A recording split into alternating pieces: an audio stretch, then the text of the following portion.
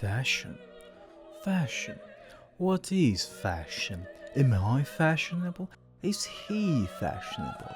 What color underwear should I wear with my light blue designer t-shirt that I thrifted? Why, of course I'm in the trade. Can't you see our Carhartt? What trade? The insider trade, you dummy. Oh, these clothes. This is Louis Vuitton limited edition shoelace on top of my thrifted sneakers, the vintage Dickies heavy duty jeans and the shirt that I stole from my grandfather. I don't know shit about fashion, but I'm going to rumble about it. That's what content creation is about, right? Let's start with high fashion.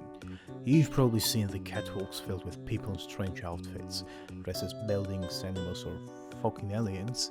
Yeah, that's high fashion. Oh, this suit, well, of course it is high fashion. Can't you see that it costs more than your car? Doesn't matter that it was probably made by some plant in East Asia. It has the label on it. But honestly, there are some high fashion pieces that I would consider wearing myself. For example, I like some of the design made in collaboration with music artists, but most of this stuff is just ugly and expensive. You know what's ugly and expensive too? Hypebeast culture and fashion. Do you remember when little Timmys and Bobbies lined up for several hours waiting for the store to open so that they could buy new clothing, drop, and resell it 5 hours later for 10 times the profit? Yeah. And how was everyone wearing some damn camo hoodies that probably half of it was bought from AliExpress? Yeah.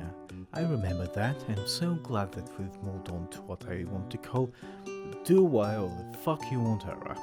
Mix high fashion with cyberpunk vibes? Yeah, sure. Make outfits based on the fonts? Cool. Watch Moron on the interwebs explain something really obvious to you? Hell yeah.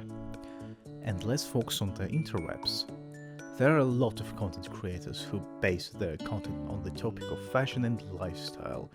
And while there are those who will just waste your time, just like I am doing it right now, there are also a good number of those who will provide you with some good information or entertainment. What colors will work for your skin tones and undertones, which brands are good price and material wise, how to layer stuff, and etc. And I really appreciate that. For example, my favorites are those ones, simple and to the point. Speaking about simple, let's talk about the opposites, wearing a lot of stuff on you and almost or crowning yourself, or living it simple.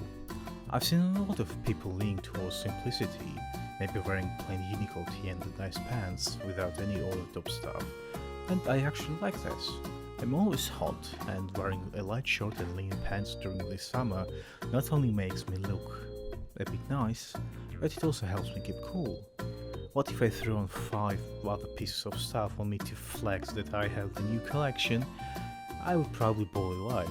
I appreciate some of the content creators on different platforms that advocate for being yourself and comfortable, but also softly showing you how to do it properly, as well as teaching you about colors and other stuff. A big thank you to them. So, for the finishing touches, I decided to make my own types of fashion. I present to you sitting at home 24/7 and rotting fashion, or I haven't showered for 3 weeks fashion. This one is really popular for anime conventions. This clothing looks like shit but is actually expensive fashion, which is actually high fashion half the time.